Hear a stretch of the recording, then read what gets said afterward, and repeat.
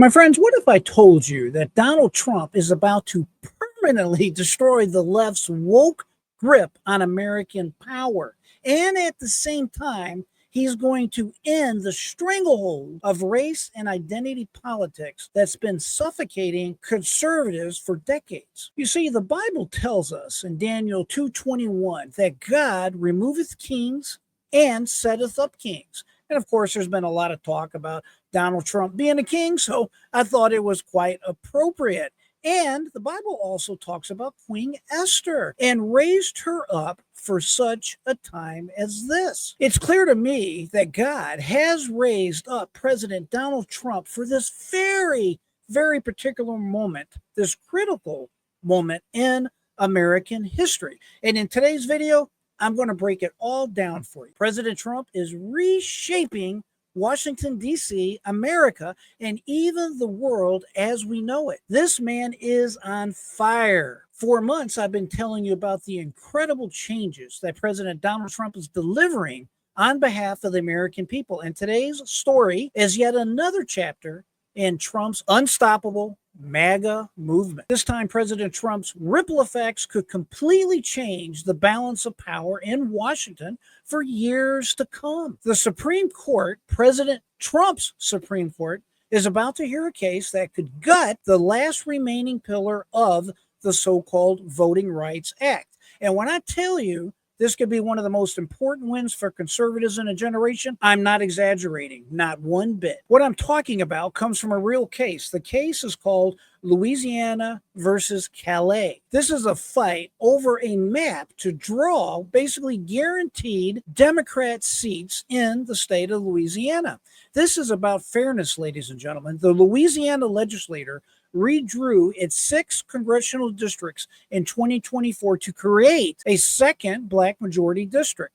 Basically, they wanted to guarantee another seat for a black individual. Yes, 2025 in America, and we are still guaranteeing seats for a particular race, which of course is outrageous. So what happened? A group of voters that are calling themselves, and I'm quoting here, non-African American, arguing it's unconstitutional gerrymandering that's going on. This case is now before the United States Supreme Court, and basically they're asking whether creating districts based on race, even to remedy past wounds, aka the Voting Rights Act, violates the 14th and or 15th Amendments to the Constitution. Now, let me ask you this. Should politicians, should anybody be allowed to rig the game in the name of race, in the name of DEI, in the name of affirmative action? In 2025, of course not. For decades, Democrats have weaponized what's called Section 2 of the Voting Rights Act,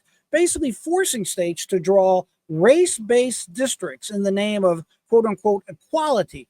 But let's be real. That's just code for stacking the deck for the woke left. You've heard of government gerrymandering by now, right? Well, Democrats have been masters of this since the 1960s. My entire life has been spent under this crooked system that is now going to be brought down. And it's baked into our system still today. A little history is appropriate here. Way back in 2013, the Supreme Court struck down what's called the first pillar of the so-called Voting Rights Act because Washington no longer needed to play babysitter over the southern states. We call that Pillar 1 of the Voting Rights Act. Now, why would they do this? Because times have changed. Back then, America just re-elected Barack Obama, a black president, of course. The court said the old excuse doesn't hold water anymore, and it's no longer needed. So all we have left now is this so-called second pillar of the Voting Rights Act. This is a race-based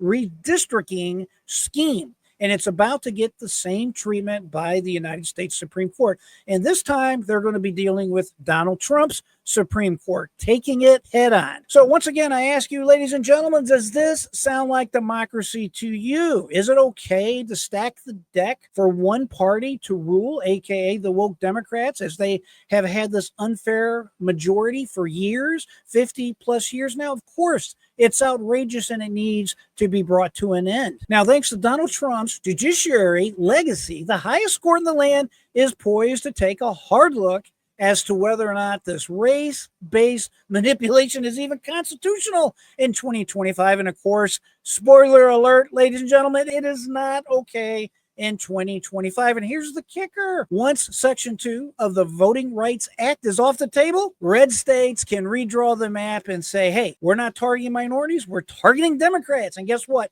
That's completely legal. It's completely legal, completely constitutional. And that is exactly how you beat the left at their own game. Now, let's be real for a minute. We've all seen how the woke Democrats in places like Texas try to run off to Illinois, California when they didn't get their way, right? Boo-hoo, wah-wah, because they know Donald Trump has sparked what I have called, this is just a J.R. Dukes term, if you will, a new renaissance in American politics, a move towards a truly colorblind society, just as our Constitution, our founding fathers intended. And to that, I say amen, and it's about time. And don't listen to the noise from the likes of what President Trump would call Gavin Newsom in California, or J.B. Pritzker in Illinois, or even Kathy Hochul of the great state of New York.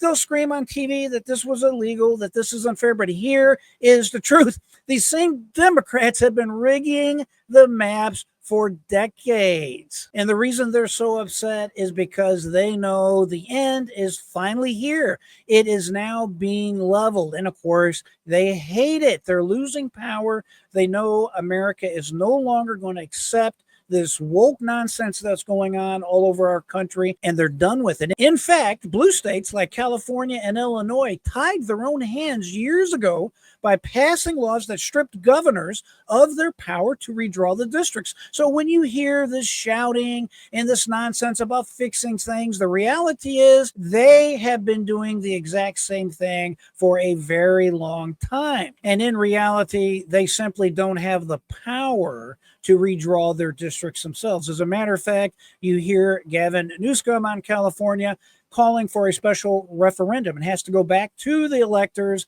and it's pretty well an iffy question, probably better than a coin flip that the measure will fail, but that will not stop Gavin Newsom from spending $800 million plus on this so-called special election. Because let's face it, even California voters, by the way, 40% of California voters are registered Republicans. I just want to point that out. And as of today, we only occupy 8 to 9% of the seats. So let that sink in as to what is fair and what is not fair. The takeaway is that Newsom is probably going to lose the referendum. It's probably going to be a complete loss for Newsom, and I definitely hope that is the case. But remember this, when everybody goes to war, so to speak, all the states have this type of war, if you want to call it that, as far as rushing to redistrict as soon as they possibly can. As far as I'm concerned, thank God, it's about time. Go ahead, because ladies and gentlemen, I've done the math on this. I am telling you definitively the Republicans are going to gain a minimum of 18 seats, probably as many as 25 when it's all said and done. On your screen now, this is my conservative estimate of exactly how many seats the Republicans stand to gain just involving what I call the VRA states, the Voting Right Act states. It could be many more seats than this that are generally the southern states of the United States. But take a quick look at this with me here. Texas, 4 to 5 seats, as we've all heard on the news. Florida, when it redistricts, probably 2 to 3 seats. Probably 1 or 2 in Georgia, 1 in Louisiana, and 1 to 2 in North Carolina. And then the other states, probably 1 per state. But remember this, it could be much higher than this. I estimate easily 25 pickups for the Republican Party once the dust settles on this particular matter. So imagine this, after 50 years of being underrepresented, conservatives might finally get fairness. The fairness our founding fathers would want. Ladies and gentlemen, our founding fathers would be rolling over in their graves right now if they could, and especially if they realize just how bad Republicans have been screwed by the left for the last 50 years. Unconscionable. So let me say this clearly. This redistricting revolution will go down as one of President Donald Trump's greatest achievements. Trust me on this. It's not just about seats, it's about ending race based politics in America, putting a stop to this identity politics. This is Donald Trump's American Renaissance in action. You might be asking yourself, hey, why does this even matter? Well, I'll tell you what, America was built on the promise of equality, equal rights, equal protection, equal opportunity, not a guarantee of success, not handouts, just a fair shot. You know, my father used to say that when it comes to life, you have different ways of looking at things. And the way he always instructed me to look at things is, listen, I may not have been dealt the best hand of cards, but I was dealt a fair hand. It really is that simple. Somewhere along the way, these principles got hijacked. As we learned from this previous election, we were told, hey, equality isn't enough. We need equity. You know what that means in plain English? It means equal outcomes. Even if the government has to rig the game, they want to pick the winners. They want to punish the successful. Well, my friends, that's not freedom. That's socialism. As a matter of fact, it's actually communism. It's communism dressed up in a shiny new costume. And here's the truth. Donald Trump didn't just fight the system. He completely rewired it, and he continues to do so each and every day. While the Democrats are busy running media smears and lawfare campaigns that we saw President Donald Trump go through day after day, President Trump is reshaping the judiciary, putting constitutional conservatives on the bench, and he has changed the playing field forever. Now, the left's favorite weapons, race-based redistricting, identity politics, woke ideology, equality-driven rulings, and unelected bureaucrats in these ABC agencies are being dismantled one by one. And that's why they're panicking, because for once, the system isn't rigged in their favor. Thank God for President Trump, and thank God America is finally waking up. And here's the bigger truth. When you constantly tell people that they're victims, when you tell a race or just a group of people that they're entitled for special, let's just say special payback, special place in society, that basically society owes you something, when you hand out protections based on skin color, you do not uplift people, you entrap them. You've convinced them that they can't succeed on the merit, that the system is rigged against them, that they'll never make it without government crutches, that they need help, that they need more than just help up, they need a handout. And that is not equality. That's control. Look, that's not freedom. It's mental slavery. When you're making people victims instead of making them victorious. While the Democrats are playing checkers, President Donald Trump is playing what I call 4D chess. He didn't just win the election, he reshaped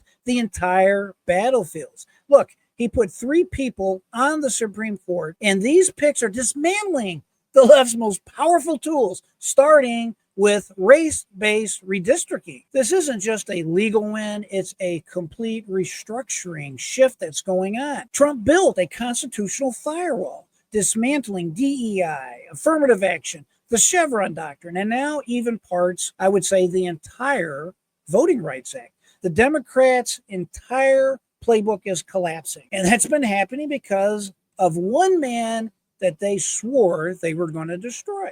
And I'm going to start landing the plane with this. The good book tells us in Proverbs 29:2 that when the righteous are in authority, the people rejoice. That's what we're seeing unfold right now. God raises up leaders, sometimes it's the most unlikely ones. And for such a time as this, right now, I would submit to you that is President Donald J. Trump. He is that leader. He is the man we need for a time such as this. And God willing, this is only the beginning of a more fair, more free, and more constitutional America. Can I get an amen to that, please? Folks, thanks for joining me today on the J.R. Dukes Show. Of course, I am J.R. Dukes, your host. It truly humbles me when you take time out of your busy day to hear what's on my mind. If you enjoy content like this, please hit the thumbs up button. Be sure to subscribe so you don't miss the next time I go live. Always like to say, my friends, keep that mind free. Never give up. And until next time, I am J.R. Dukes.